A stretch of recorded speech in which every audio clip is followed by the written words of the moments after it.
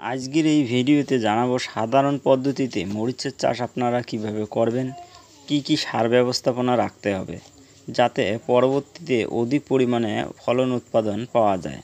আমরা সাধারণ পদ্ধতিতে মরিচ চাষ করি, তাহলে আমাদের সবচেয়ে যেটা জরুরি গুরুত্বপূর্ণ বিষয় সেটা হচ্ছে সময়।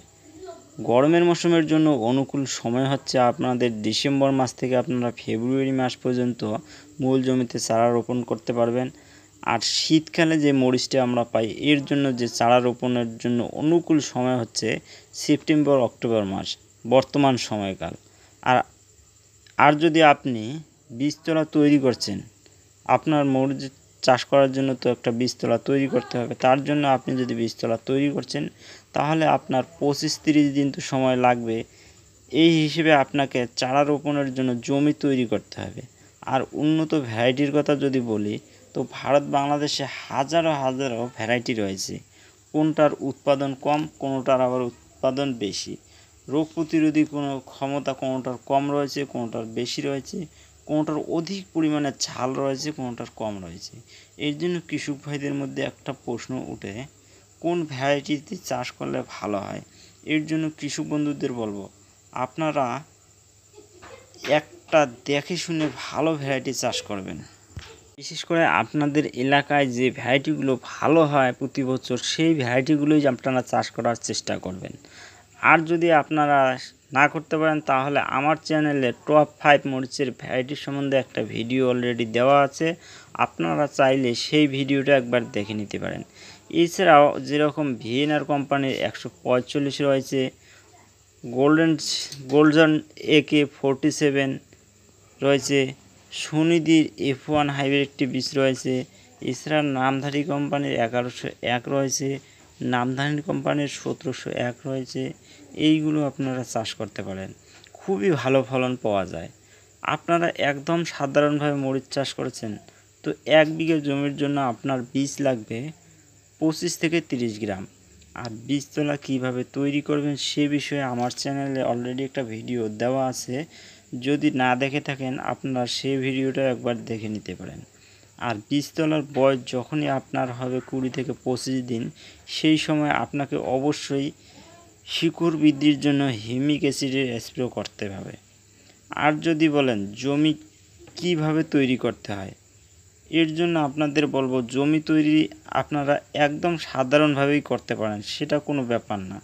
সেটা আপনারা কাল্টি ফাল হোক বা লটারি ফাল হোক, যে কোনোটার মাধ্যমে আপনারা জমিটা ভালোভাবে চাষ করে নেবেন। জমিটা যাতে উর্বর হয় এবং ভুরভুরা হয়, মাটির মধ্যে যেন কোনো রকম কোনো ঘাস বা আগাছার শিপা না থাকে। আর একটা কাজ অবশ্যই করবেন, চাষ দেওয়ার পর জমিটাকে ভালোভাবে মই দিয়ে খুব সুন্দরভাবে সমান করে নেবেন, যাতে আপনার পরবর্তীতে জমিতে সেচ দিতে খুব সুবিধা হয়। এর আগে আপনারা আর একটা কাজ যদি না করে থাকেন, মাটিটা যদি শোধন না করে থাকেন এর আগে কোনো বছর, তাহলে অবশ্যই আপনারা মাটিটা শোধন করে নেবেন। এর জন্য আপনারা কৃষি চুন বা ব্লিচিং পাউডার ব্যবহার করতে পারেন। এটা আপনারা চারা রোপণের 18 থেকে 20 দিন আগেই ভালোভাবে ছিটিয়ে দিয়ে তারপর আপনারা মাটিতে কয়েকদিনের জন্য ছাপ দিয়ে রাখবেন, তাহলে আপনারা খুব ভালো রেজাল্ট পাবেন। আর চারা রোপণের ডিস্টেন্সের কথা যদি বলি তো আমাদের এই দিকে সারি থেকে যে সারির দূরত্বটা রাখে সেটা 2 ফিট এবং গাছ থেকে গাছের দূরত্বটাও 2 ফিট রাখে, একদম বর্গাকার আকারে রোপণ করে।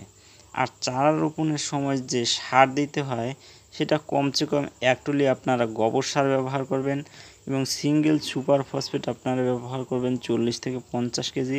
এছাড়া 15 থেকে 20 কেজি ডিএপি এবং 10 থেকে 15 কেজি আপনারা পটাশ দিতে পারেন। এই ডোজ মাত্রাটা 1 বিঘা জমির জন্য, যেটা 33 শতকে 1 বিঘা জমি। এরপর মরিচের চারা রোপণ করার পরেই কিন্তু একটা স্প্রে বিষয়ে চলে আসে। তো মরিচে আপনাকে অবশ্যই মাঝে মধ্যে স্প্রে করতেই হবে, যাতে অধিক উৎপাদন হয় এবং রোগ পোকার আক্রমণ যাতে না হয়। মরিচ চাষে সবচেয়ে যেটা বেশি গুরুত্বপূর্ণ বিষয় যেটা দেখা যায় সেটা হচ্ছে পাতা কোঁকড়ানো বা পাতা মোড়ানোর একটা সমস্যা। এই পাতা মোড়ানোর সমস্যার জন্য কোন সময় কি স্প্রে করতে হয় সে বিষয়ে ভিডিও দেওয়া আছে অলরেডি আমার চ্যানেলে, সেটাও আপনারা চাইলে দেখে নিতে পারেন। এরপর আসি সার প্রয়োগের বিষয়ে।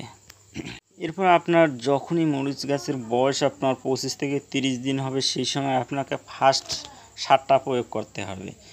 এই সময় আপনারা যে সারটা প্রয়োগ করবেন সেটা আপনারা 5 থেকে 6 ইঞ্চি দূর দিয়ে গাছের গোড়ার চারপাশে আপনারা দিয়ে দেবেন। তারপরে আপনারা 2-1 দিনের মধ্যে নিড়ানির মাধ্যমে সেই সারের যে মাটিটা রয়েছে সেটা গাছের আশপাশে ছড়িয়ে ছিটিয়ে দিয়ে রাখবেন। এবং এই সময় ফার্স্ট সার হিসেবে যেটা আপনারা ব্যবহার করবেন সেটা ইউরিয়া ব্যবহার করেন 5 থেকে 6 কেজি, মাইক্রোনিউট্রন নেবেন আপনারা 2 কেজি এবং হিউমিক অ্যাসিড নেবেন আপনারা 500 গ্রাম। এটা 1 বিঘা জমির জন্য। এরপর সেকেন্ড সারটা আপনারা প্রয়োগ করবেন আপনার ফসলের বয়স যখন হবে 50 থেকে 60 দিন, সেই সময় আপনারা সাগরিকার দানা নেবেন বিঘা প্রতি 3 কেজি এবং 90% যে সালফার রয়েছে সেটা নেবেন 1 কেজি এবং ইউরিয়া নেবেন 10 কেজি। এটাও 1 বিঘা জমির জন্য। এবং থার্ড বা 3 নম্বর যে সারটা আপনারা প্রয়োগ করবেন সেটা আপনার ফসলের বয়স হবে 80 থেকে 85 দিন বয়সে ক্যালসিয়াম নাইট্রেট 5 কেজি, বোরন দেবেন আপনারা 20% 700 গ্রাম।